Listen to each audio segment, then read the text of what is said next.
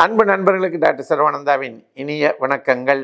நண்பர்களே, அவையின் ஆத்திச்சூடி அரணை மரவேல் அரணை மரவேல். முதல் அரணை மரவேல் அப்படின்னா அறநெறிகளை வாழ்க்கையில் மறவாது கடைபிடித்து வாழ வேண்டும் என்று அவை சொல்லுகிறாள்.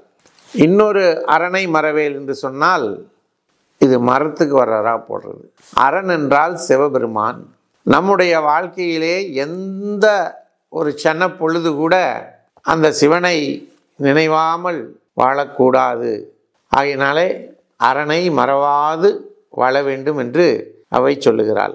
அடுத்ததாக நம்முடைய ஹோமியோபதியிலே டாக்டர் கென்ட் அவர்கள் எழுதிய ரெப்பரட்டரி புக்கில் ஜென்ராலிட்டிஸ் அப்படிங்கிற டாப்பிக்கில் லுக்கீமியா அப்படிங்கிற சாப்டரை பார்க்க போகிறோம். லுக்கீமியா கேள்விப்பட்ட மாதிரி இருக்குங்களா?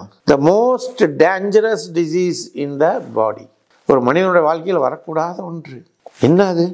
லுக்கீமியானா இரத்த புற்றுநோய். நம்முடைய எலும்பு மஜ்ஜைகளிலே இந்த நோய் ஏற்படும். மஜ்ஜையினுடைய திசுக்களை இது அழிக்கும். இதுதான் லுக்கீமியா அப்படின்னு சொல்கிறோம்.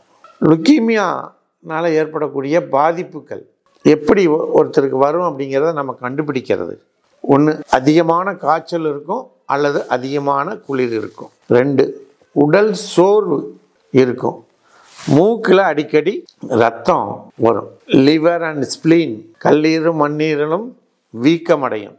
எடை குறையும். எடை வெயிட் லாஸ் ஆகும். எலும்புகளில் வலி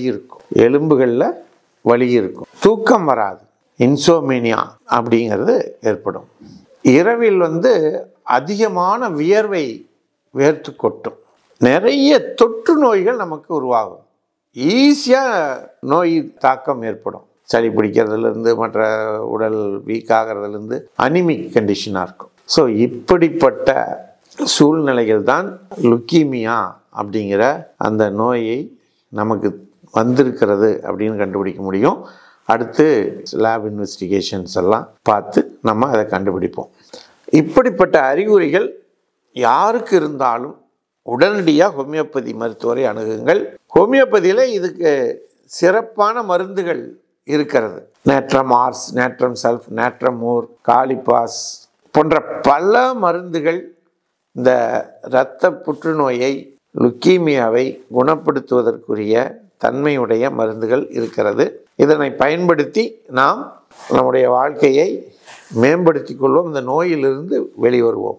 இப்படிப்பட்ட அரிய செய்திகளை நீங்கள் பெறுவதற்கு உடனடியாக சர்வம் யூடியூப் சேனலை சப்ஸ்கிரைப் செய்யுங்கள் என்று கேட்டு வாய்ப்புக்கு நன்றி கூறி விடைபெறுகிறோம். நன்றி, வணக்கம்.